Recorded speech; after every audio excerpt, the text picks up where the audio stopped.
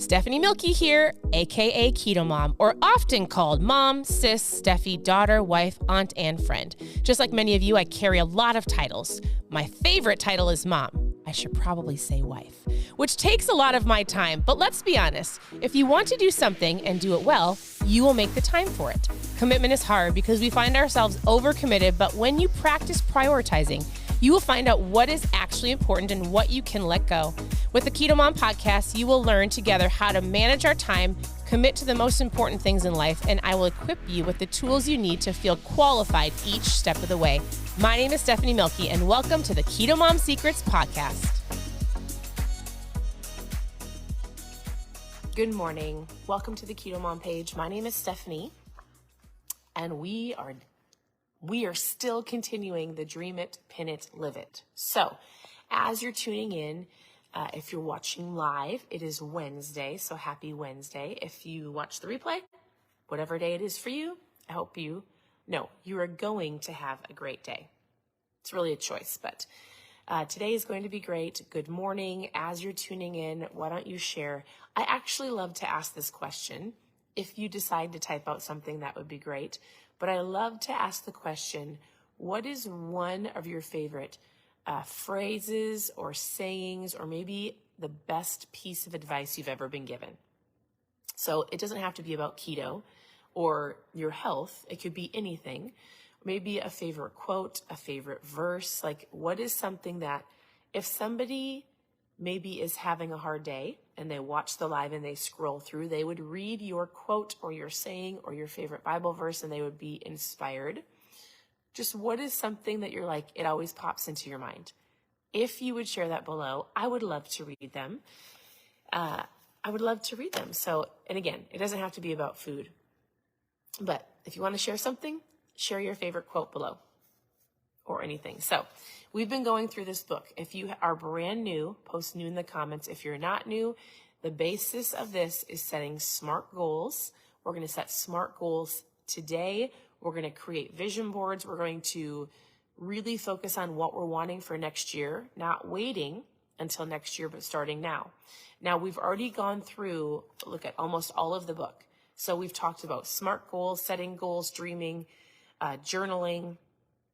We've talked about narrowing it down, picking the things you want to focus on this year. We've talked about creating the vision boards. We've talked about the power of journaling.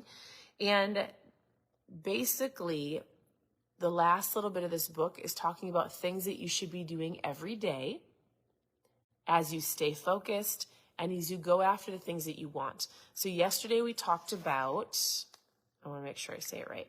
We talked about focusing on listening to podcasts, learning and listening from other people that have already done what you've done. So today she said habit number 2 that she, the author, said I want you to focus on is reading. And I talk about that a lot. Don't tune out. There's actually some really great insight in the next couple of pages about if your goal is to lose some fat next year, have better relationships, maybe get a new job, maybe focus on your finances, whatever it is, I promise you this will help you in any area of your life. So you might go reading.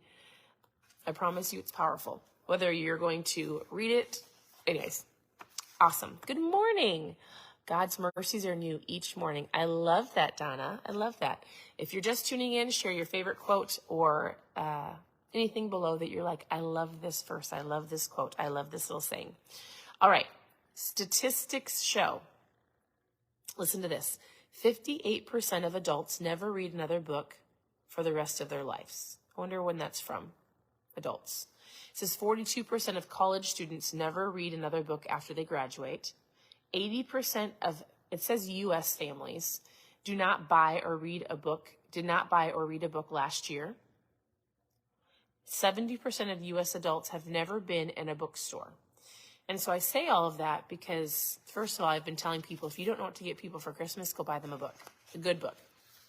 But it is pretty interesting the amount of wisdom and knowledge that you can learn from other people that have already gone before you, that have already accomplished the goals that you want. And if you just figure out what you're going after, you can find a book that will teach you how to go further faster, right? So a couple things to read. I thought that was super interesting. Oftentimes people will go, I don't have time. No excuse. You have time for what you make time for, right? I love that, Cindy. I love to read books daily as well. And so the author says, I want to challenge you to do something continually educating yourself every day for at least 20 minutes. So that's why I have a book that we're going to go through. Let me get it. Starting in January. So we're going to be creating and wrapping up this book here very soon. I would love to know if you've created vision boards. You can send me a picture. I'd love to see it. This is a book we're going to be doing starting in January. It's called Your Divine Fingerprint. And if you want to get it, go ahead and screenshot it, grab the book, join us in January. You can tune in here and just follow along. 20 minutes a day. So some people listen to Audible books, like as you're driving or showering or putting on your makeup. That's the easiest way to listen to something for sure. All right, here's a couple things to think about. Have you ever been bitten by an elephant? How about a mosquito? These may sound like silly questions, but the point is that it's the little things that bite you. It's the small, seemingly insignificant habits that you neglect that distract you from your dreams. She goes, think about these little excuses that people tell themselves all the time. It's just one day. It's not a big deal. She's giving us phrases of like, what is going to make you different from other people? It's not making these excuses. It's just one day. Oh, what does it really matter? Nobody even sees what I'm doing anyways. Reading for 20 minutes is not going to make a difference. Not true. And I have so far to go, it's not even worth it. If you find yourself saying any of those phrases, it's not true. And guess what? Excuse me. I love what she said. I mean, there's so many stories in this. I'm not reading it to you. I just pick out a couple little sentences. But she says, people are rewarded in public for what they practice in private. You will be rewarded for your routine, the things that you're doing day in and day out. So even if you're like, I want to lose 30, 40, 50 pounds by June, right?